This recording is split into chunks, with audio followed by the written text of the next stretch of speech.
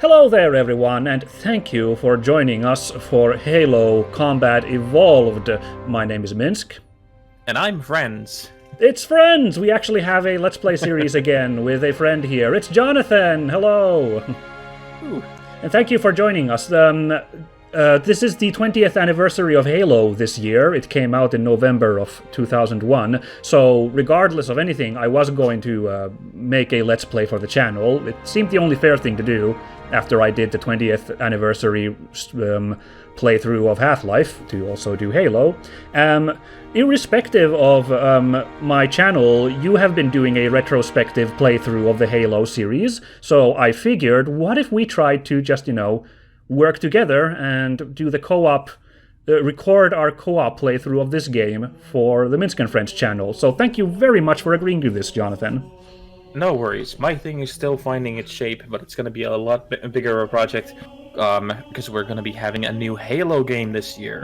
Halo Infinite at some point is coming out. It was initially supposed to come out last November, which always struck me as weird. Then why would they try and time that big of a release, like the first new Halo game in years, to such an odd time, like a year before an anniversary? And then I think they also realized that once people reacted to the initial demo at the show with a resounding "huh?" Yeah, we actually talked in one of our episodes of our podcast. We briefly talked about our impressions. We thought it looked all right, but definitely probably better that they work on it a little bit more. Oh yeah, and as long as it doesn't, end up like with Cyberpunk, where it's just crunch for another year, and then they release a game that's still broken. Yes, this is actually, all things considered, the better option. As little embarrassing as it was for it to miss the launch window of the Xbox Series X, it's still, in the grand scheme of things, this is preferable. Indeed. And I mean, it gives us much more time to actually replay every single Halo game until the new one. Yeah, I guess my background, I've played, back in the day, I played Halo and I played Halo 2, and then I actually stopped with the series. I never really got around to it. Part of the problem because it was never on PC and I didn't own any Xboxes. Now recently, with your initiative, I've played through Halo Reach, and we're in the middle of Halo 3, and that's been pretty good stuff. Yep, and we had to jump to Halo 3 because sadly Halo 1 and Halo 2 do not have a 4-player co-op, which has been how we've been playing it. Yeah, except of course for this now. This was, my grand scheme solution for us to co-op the two of us Halo, so that's what we are doing now. I think, what I remember, Halo just kind of jumps right into it without really laying the groundwork for the plot. So before we hit the mission button, do you think you could surmise what the premise of Halo is and the story so far as this opens up? Well, I mean, interestingly, this didn't really have a story when they started making it. I actually, just yesterday, I read Vice has a fantastic oral history of Halo article series, which is a really comprehensive storyline of how this whole thing happened. And initially, Halo started off as a strategy game. And it was supposed to be just like a top-down strategy game exclusive for the Mac. Which now, when you think about it, considering Mac is not known exactly for its gaming scene. But this was supposed to be for the thing, and they had like a working title called Blam for it. Oh, that's a really bad title. That's good thing that was just a working title. Oh yeah, it's even their other working title, which they had for a little while, was called Monkey Nuts. So gosh, okay.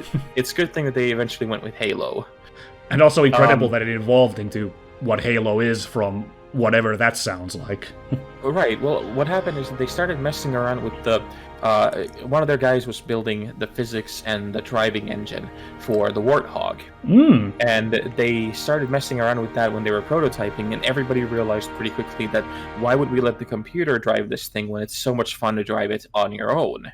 And then once it starts spiraling out from there into this one single unit, which became the Master Chief, and everybody realized that this is much more fun this way. And after they really wanted to not make another first-person game because they had done the Marathon series and they had done Myst, which is not a first-person shooter, but it's another FP first-person game. Wait, hold on. Was Myst by Bungie?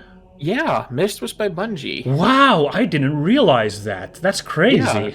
So they made Marathon, and then they went and did Myst, and after that they kind of just diverged completely into Halo. Weird. And you can actually find the original Halo announcement trailer online still. Steve Jobs was the one who presented it because they managed to get it into the Apple showcase where Apple was kind of showing what they're doing with their new computers and stuff. And it's remarkable how like it's really rough, but you can see how much of the initial staples were there, even though they didn't have a story at the time. They just had like some of the alien enemies yelling at Master Chief while he runs away and hops into a warthog and drives around on this massive open world. Right. But then eventually, like during the couple of years that it took them to develop, the kind of story started to take place of humanity being under siege by the forces of the Covenant, who have found this massive ring in space called the Halo. And the Halo ring contains some kind of a power that it poses a massive threat on the entire universe. So Master Chief and his trusted AI companion Cortana crash land on the planet to find out what is going on and to stop the Covenant for good. And of course, from there, it's spiraled onto a massive mythology comprising of books and multiple games, and now the TV series that is supposed to start this year as well. Oh, that sounds exciting. Yeah, I'm actually really excited for the TV show because it's sad that Peter Jackson never got to make his version. He was supposed to produce. I remember that. Yeah, I remember him being attached to that for a while. Yeah, he was producing it, and Neil Blomkamp, who directed District 9 and Chappie and Elysium, he was supposed to direct it, and I would have loved to see that because I'm a big Neil Blomkamp fan. His specifically his sci-fi aesthetic sense is really good in his movies, and I think it would fit Halo very well. Oh yeah, it would have looked really amazing. There are you can find test footage that they made, like the Blomkamp directed test footage online, and it's all really cool looking. But sadly, there was a lot of arguments with the budget. At the time, Jackson was in the middle of the big lawsuit case involving New Line Cinema because New Line Cinema was not paying people for the winnings of Lord of the Rings, and he had to finish The Hobbit after MGM acquired the studio and then forced him to finish the film when Guillermo del Toro couldn't finish it, and all of that kind of just piled on it, and eventually went so nobody wanted to make Halo anymore. Probably for the best if it got that messy that we took a hiatus until now, especially now that we're in the TV renaissance anyway, so it's a more auspicious time anyway to work on a Halo show, I think. Right, and I think with Halo, it probably is good to start off with a TV show, kind of gauge the interest, and then go into a movie later on if you want to make one. Yeah, that sounds like a plan. We'll hope it turns out well.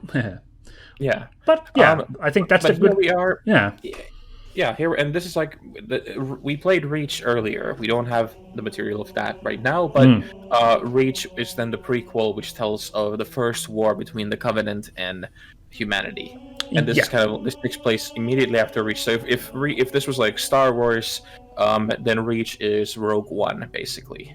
Yeah, good that you said Rogue One and not one of the prequels, because no, it's quality-wise, it's closer to Rogue One than yes, episodes 1 through 3. Right, but we're going to be playing it on Heroic, and we're going to start right from the very beginning of the Pillar of Autumn. Yeah, which, spoilers, is the name of the ship that we're going to be on at the start. Yeah. Yes.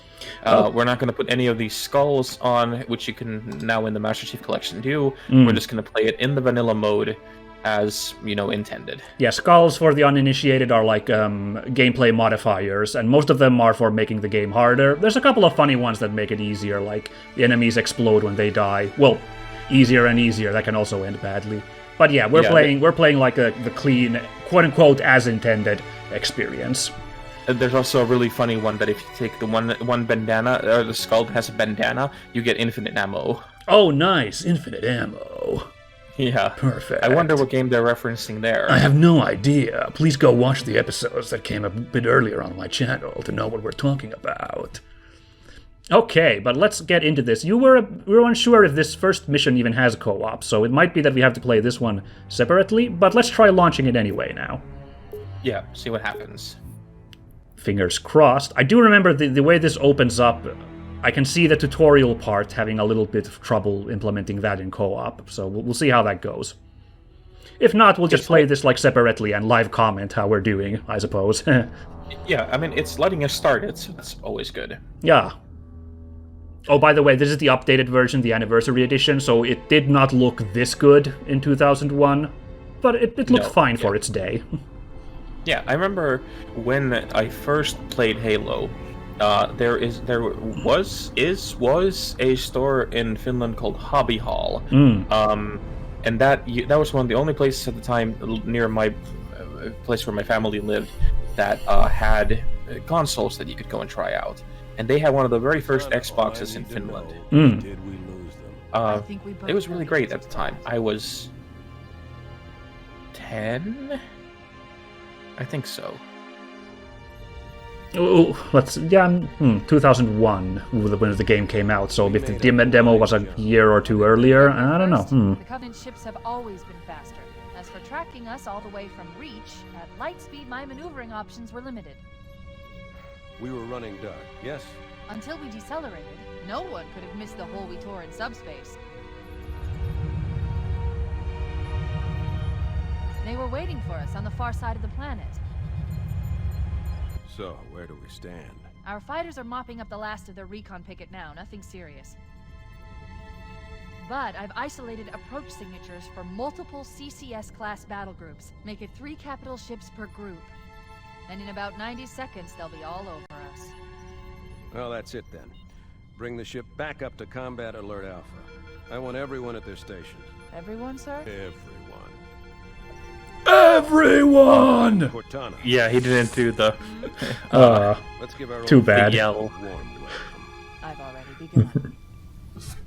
But here we can see the first kind of how much Star Wars influences even this. Oh, or absolutely. Especially Halo. It opens up on a ship crawling, not like crawling from the top, but anyway, you know. Right, and it opens up with them mid-chase, knowing that they're about to be ambushed, and getting their troops ready for them to attack through the airlocks. Absolutely. And now that we have the Rogue One and this, and they even mention Reach here, it's even clearer the kind of influences of where they're grabbing stuff. You heard the lady. Move like you got a purpose. And the aliens caricature. Yeah, also definitely, and Starship Troopers vibes. A lot of influences in here. They could not have picked a worse enemy than the human race. We are going to blow the hell out of those dumb bugs until we don't have anything left to shoot them with. And then we are going to strangle them with their own living guts. Am I right, Marines? Sir, yes, sir! Damn right I am. Now move it out. Double time. Attention all personnel. Now, even though the graphics are updated, what's interesting here is that Halo was one of the really first big games that was cinematic in this way. This is gonna be Absolutely. People always point to Half-Life as the first FPS game that like had a story, but it was not a cinematic story. It was just like the world was realized in a story-like fashion. This one's where it like actually like focused on these like camera shots and cutscenes, the music and like stuff coming together. Like this one's I would call like a really story-focused FPS for the first time. Yeah. And it's such a good time too for gaming, because gaming started to realize what you could do with that. You had Metal Gear Solid just a couple of years earlier. Hey, and look, there's two of us. Yeah. Fantastic. Yeah. This is Master Chief and my friend Master Chief. Yes. Come on, we've got to get the hell out of here. So for folks at home, there's only supposed to really be one Master Chief because... Oh, look, they let us skip the tutorial. Okay, because there's two of us. Right. There's only supposed to be one Master Chief in the story, but, you know, they didn't... They just kind of implemented co-op just to have it in the game. So now there's two living Spartans in this game. There's only one, of course, in the cutscenes, I think. We just saw two. I don't know. Don't think about it too much, is my point. What's really also interesting is that even though this is kind of it's been polished quite a bit, and the textures are a lot higher. Oh god, aliens! For a 20-year-old game, this was one of the first ones that did a ton of this kind of rendering and did all these tricks with the lighting engine that we see now. Right. A lot of this granted, but this was like this was actually the stuff that really finally impressed Steve Jobs enough to take it into the Apple program. I see. There's a story that they went to showcase this to him, and how we're talking to him all about how impressive it is to have the character move from one location to another without a loading screen and all that. And Jobs was like, well, we can do that at Pixar. We can, render 1,000 suns. And they asked him, like, can you do it in real time? And apparently there was this long, pregnant pause, and he finally said, okay, fine, you're in. You win. Right, because this was so new at the time. Those odds, I'm content with 3. Make them Oh, this is interesting. sleep well. Cortana has her updated design. She had a very different character model in the original Halo. They changed it for Halo 2 already. Must have been one of their boarding Yeah, parties. I think they just wanted to, in the same way how Lucas had to do it, because once it gets so big, they just need to unify the whole thing. I get that. We're abandoning the auto. That means you too, Cortana. But interestingly, Halo never got the kind of shit that Lucas does for going back and editing the old stuff.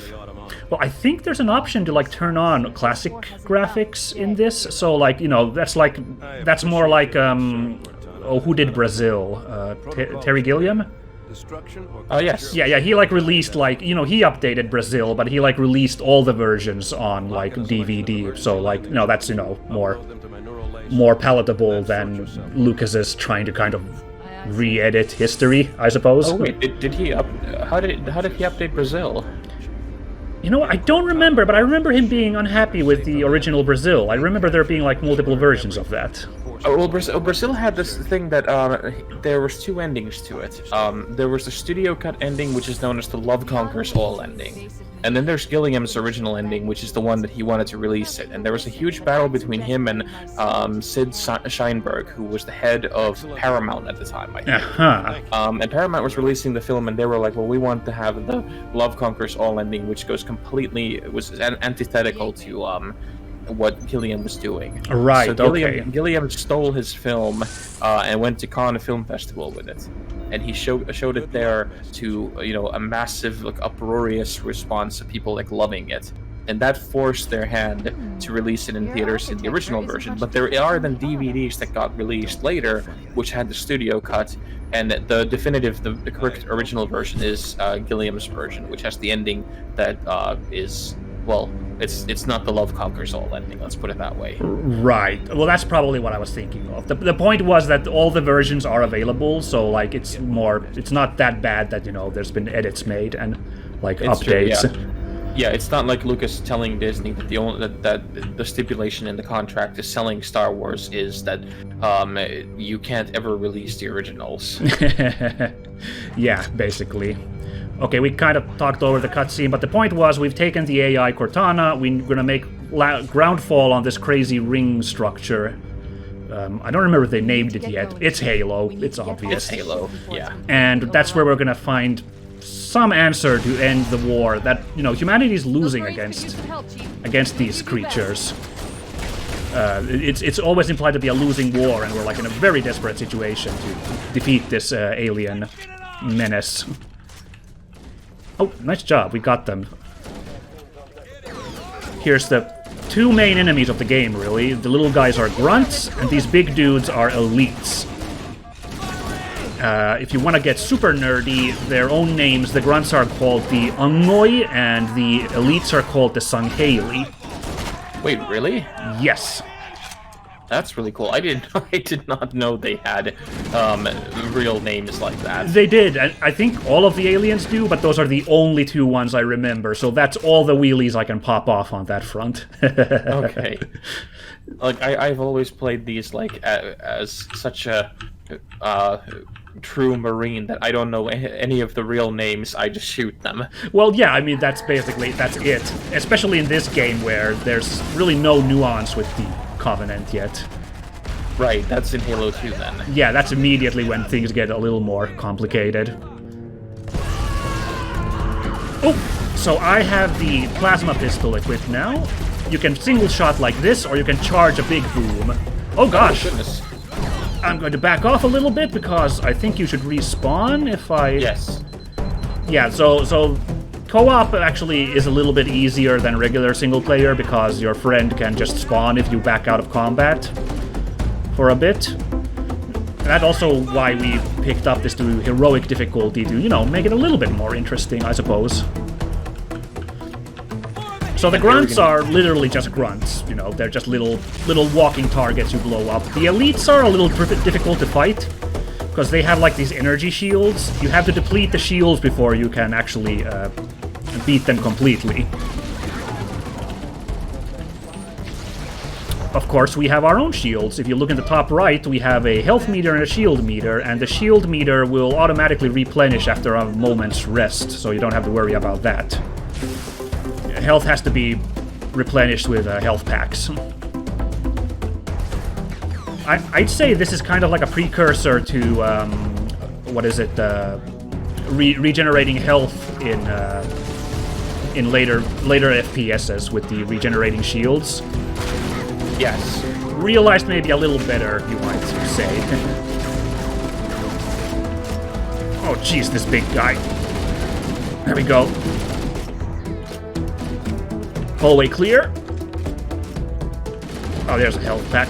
There, I had a blip of health missing. Oops, sorry. Thought you were one of them. How dare. Sorry, itchy trigger finger. Uh-oh. Oh no, these poor lads. Hold on, we got this. Oh shit, elite. Oh, that's funny. I accidentally shot one of the Marines, not like killing him, but wounding him, and he yelled at me, "Do I owe you money?" Oh, okay. That is pretty funny. Hold on, I'm just making a little bit of setup here. My change weapon is not on mouse wheel. There we go. Sorry, viewers at home, you had to watch me do a little bit of tech support here. There we go. Let's swap the battle rifle for the plasma rifle. That is one of the things that is like, I don't actually mind graphics being a little old or stuff like that, but one thing that is almost immediately a deal breaker for me is that if the controls have not been updated for modern day standards. I can feel that. Ooh, what's in here? Oh, cool, this is a Covenant, like, yeah, boarding craft, yeah. Nice little detail. This was also one of the interesting things is that Bungie nailed Yikes, watch out! Oh, I misclicked. Yikes. But yeah, Bungie absolutely nailed the, like, visual and especially the audio presentation to the game, like, on their first go. Like, if you consider, like, how Halo came out, the voice acting and the music and the sounds, like, they're instantly, I hate the word iconic because it's so overused, but they're instantly recognizable. They're instantly something that people, you know, they seem to grasp onto instantly. Yeah, the music alone, like, you just kind of instantly recognize a Halo song. It's realized so well. Okay, let's see. So the pistol has this nice 2x zoom. Back in the day, this was the most overpowered weapon in the game, actually, which is kind of funny. Because it's the first gun you get in the game, but I don't know if they've balanced it for the anniversary version. Yeah, it certainly feels like that the battle rifle, or this assault rifle, it feels more powerful now than it does in the later games. Like, I can actually do some damage with it now versus what it is in, like, Halo 3. Yeah, it's a little cartoonishly underpowered, the assault rifle. Yeah, indeed. There's another gun in later series called the battle rifle. It's semi-automatic, but otherwise it's better in every single way, so... It's like a pumped-up version of the pistol. Yeah.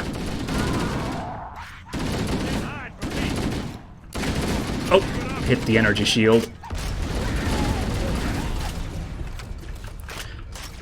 So this does play fine, I have to say right away. This does, of course, play fine, because it's a working concept for an FPS, but it is, unfortunately, a little unfortunate to play this after we just played Reach and 3 with all of the advances they brought to the gameplay system. There's all sorts of, like, extra things in there that we can't do in this game yet.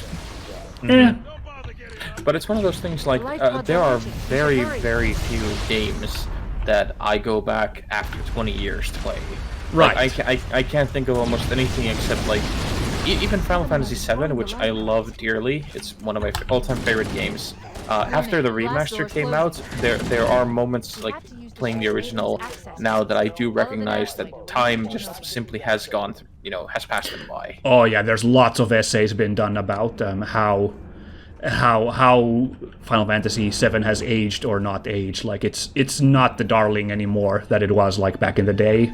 It's like, I never figured that it was, like, it wasn't one of those games that you couldn't criticize. Like, of course you can criticize and then point out the faults in it, because it was a JRPG of the 90s, so it has a ton of little quirks. But, like, I still think that it's got a ton of things in it that were ahead of its time that are still, incredibly fresh. But, oh yeah, no, I'll still stand for Final Fantasy VII. I just, I recognize that it, like, at one point it was like the top dog, but people have sobered up a little bit more to it. Oh yeah, it's once you hit that age for any game, like even though, like, people would argue that I don't think there's a single perfect game that's been made except maybe for Tetris. Yeah, good point.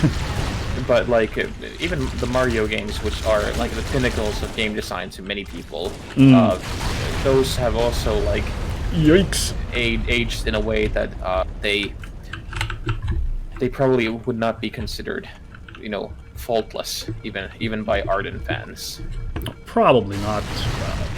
At least I can call out a couple of really annoying jumping parts in the original Mario, like, that are, like, that's really obnoxiously, like, down to the wire and hard to figure out in the later levels. So. Right, but, like, having said all that, this is just an elaborate way of saying that this is aged still really gracefully for a shooter, especially for a 3D shooter from 20 years ago. Like, for example, I know Quake and those games are a little bit older, but oh goodness, they have not aged well. They have their faults. I'll admit I'm a huge Quake fan, so I'll probably forgive a lot for those. But yeah, I get that. Go, nailed them with the grenade. Oh crap! They traded another grenade. Yikes! Ah, they got me. Okay, they only clipped me, so I'll back off a little bit. Yeah, I'm back. Enemy on the right. You don't actually get your weapons back in the first one. You have to go and collect new weapons after you die. You have no weapon? No, you don't get any weapons when you die. It automatically just starts you off with nothing in your hands. I don't know if that's more annoying or less annoying than the one we encountered in Reach and 3, which is that if you die, it just gives you the beginning weapons of the level, which I found incredibly frustrating. Well, I kind of like that in a sense that they don't give you anything, because it does give you a blank slate to start off from. I kind of found it annoying to have just a default loadout, because it would require an extra step from you running around to then going and trading weapons. Absolutely. As opposed to just dropping onto the battlefield and going whatever you can get your hands on, then you can go with that. Yeah. I think I'd prefer. This is preferable. Oh gosh. Oh no, this confusing hallways. I don't know where we're supposed to escape. Yeah, we've now hit the one of the. Oh, there we go. Woo! Yeah, I think we're just spoiled with modern day game mechanics in the sense that old ones do not have that good of maps or anything like that. No, or this one doesn't really have really good indications of where to go. Necessarily. It's pretty obvious usually, but like with these mazy structures. Sir, I don't want to die out here. Oh, this is my favorite song in the game. Brothers in Arms. Oh, you talked about this when we were playing Reach. Yeah, or I think it was in 3, they reprised this in a level. This is so heroic, this song. Especially for this scene where, like, this desperate escape and... What is that thing, Lieutenant? everyone's freaking out in this ship, but it's like, we got a mission to do. It's so good. The Autumn's accelerating. Keys is going in manual. Oh, it's gonna crash! Nah. Heads up, everyone. This is it. We're entering the ring's atmosphere in 5. You sure you wouldn't rather take a seat? We'll be fine. It's so If I still cool. had fingers, they'd be crossed. He does have that hilariously over-the-top macho attitude here. Yeah, he's hilariously blunt, and he's like fine with every situation. All right, level 2, Halo. We're coming in too fast. Damn, air brake failure. I'd say the first level, the Pillar of Autumn, is a kind of a tutorial to how the game works. This one's where like the meat of it all starts. This sells you on all of the concepts of the game, and I think it's a great like opening level, I'd say.